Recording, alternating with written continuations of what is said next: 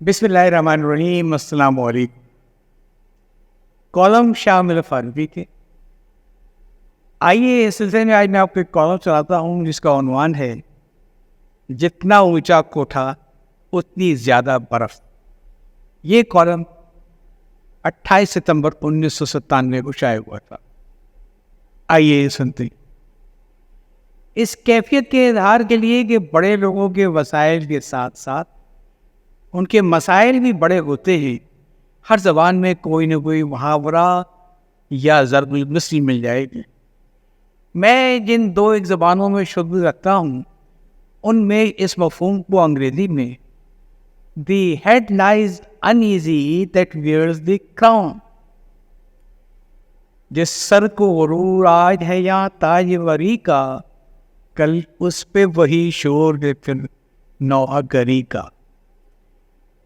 فارسی میں ہر کے باوش بیش برفش بیشتر، جتنا اونچا کوٹھا ہوگا اتنی زیادہ برف بھی اس پر گرے گی. اور اردو میں اسے ایک مصرعے میں کچھ یوں بیان کیا گیا ہے، جس کا رتبہ ہے سوا، اس کو سوا مشکل. ان بیچارے سوا رتبہ لوگوں کا سارا وقت سر پر تاج سنبھالنے یا کوٹھے سے برف ہٹانے میں گزر جاتا ہے.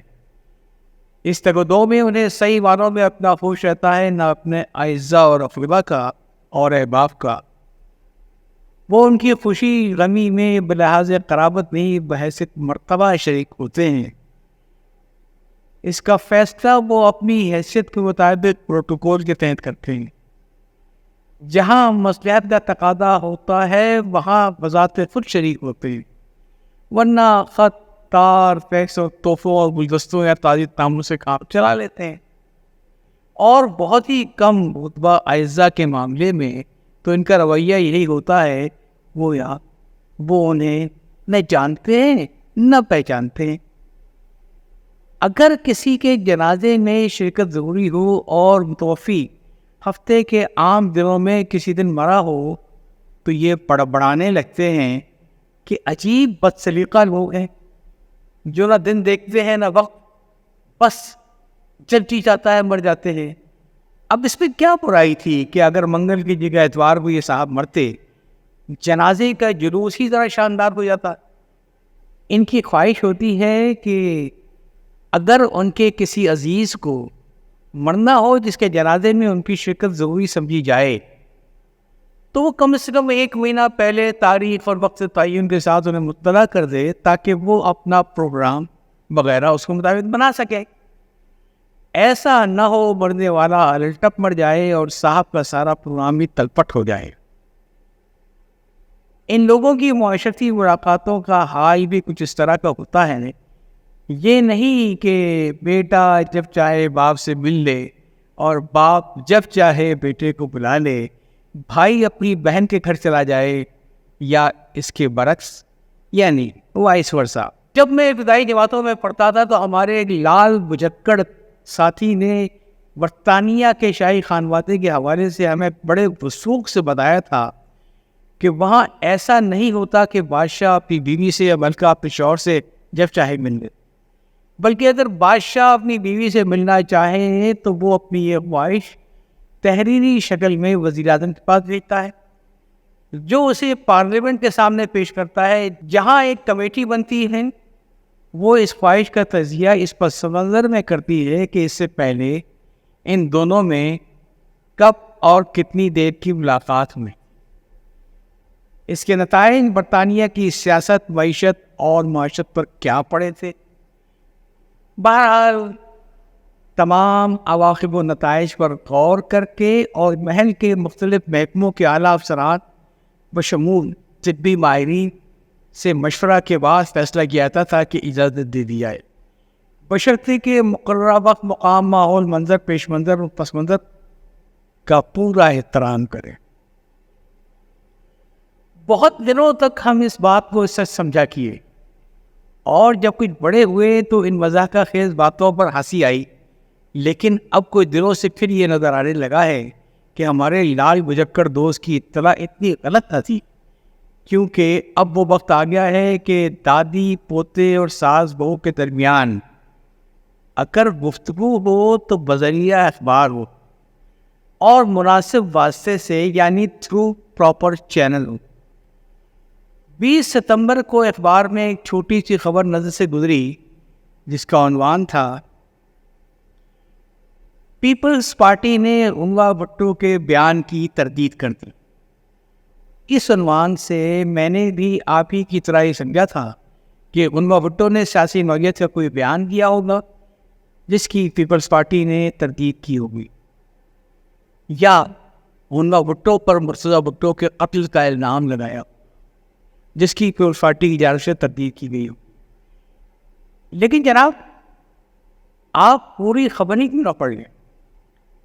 بلاول ہاؤس کے ذرائع نے پیپلز پارٹی بھٹو گروپ کی چیئرپرسن بیگم عنوا بھٹو کے اس بیان کو بے بنیاد قرار دیا ہے۔ مجھے نہیں معلوم اس خبر میں بشمول فاطمہ اور ذوالفقار کا کیا وجہ ہے۔ کیا اس کے علاوہ بھی عنوا کے کچھ بچے ہیں؟ بہرحال آپ تو صرف یہ دیکھیے کہ محض اتنی سی خبر میں کیسے پیارے پیارے رشتوں کے درمیان اجنبیت، بیگانگی، لا تعلقی، عقل خطر کھرے پن اور جویراہٹ، میں نے نفرت کا لفظ بطور خاص استعمال نہیں کیا کہ شاید یہ بہت سخت ہو جاتا، کہ کتنی اونچی اور مضبوط دیوار کھڑی کر دی گئی۔ جرمنی والی سنگیت یا آہنی پھاٹکوں والی دیوار نہیں، جسے انسانوں کے باہمی پیار اور محبت کے رشتوں نے نصف صدی کے اندر نہ توڑ دیا، بلکہ شاید یاجوج اور ماجوج کو روکنے والی ذوالقرنین کی بنائی ہوئی دیوار جو قرب قیامت تک نہ ٹوٹ سکے۔ سوچئے، اگر ایسی کوئی بات عام گھرانوں میں ہوتی تو وہاں کیا رویہ ہوتا؟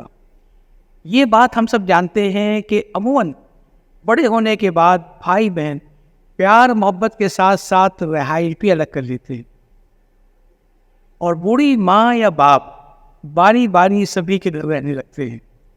بہرحال اگر کسی ایک بچے سے زیادہ انس ہوتا ہے تو زیادہ وقت اسی کے ہاں گزرتا ہے۔ یہی کیفیت بیگم مسعود بھٹو کی ہے۔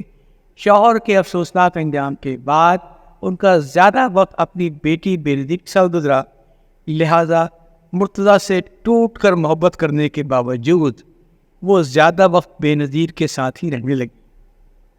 لیکن اس کے باوجود مرتضیٰ پر جو کچھ گزری، جو کچھ ان پر گزری، اس کا منطقی انجام یہی ہونا چاہیے تھا کہ بہو عنوا نے جو ہی شکایت اخباروں میں چھپائی کہ ان کے بچوں کو دادی سے ملنے نہیں دیا جا رہا ہے یا دادی کو ان کی خبر نہیں ہے، تو نصرت بھٹو کو چند گھنٹوں میں عنوا بھٹو کی قیامگاہ پر جا کر انہیں پیار بھری ڈانٹ پلانی چاہیے تھی۔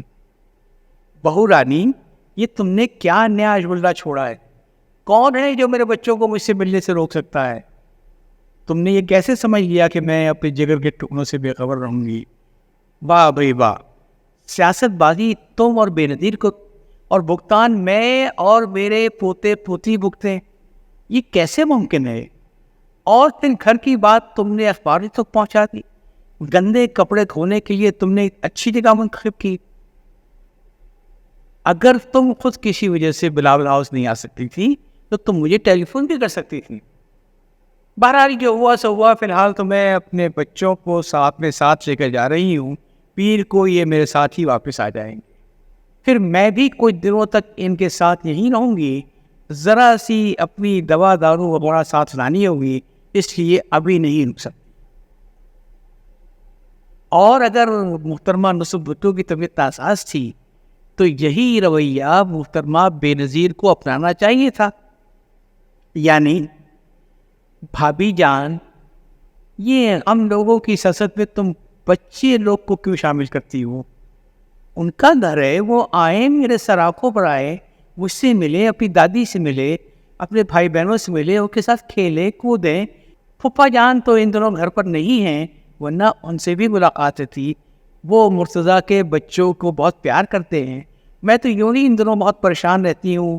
نواز الحق، فرار الحق کے علاوہ بھٹو گروپ والوں سے بھی ہمہ وقت برسر جنگ رہنا پڑتا ہے۔ اب تم بچے لوگ کا معاملہ کھڑا کر کے مجھے چونک کی لڑائی میں مشغول کرنا چاہتی ہو.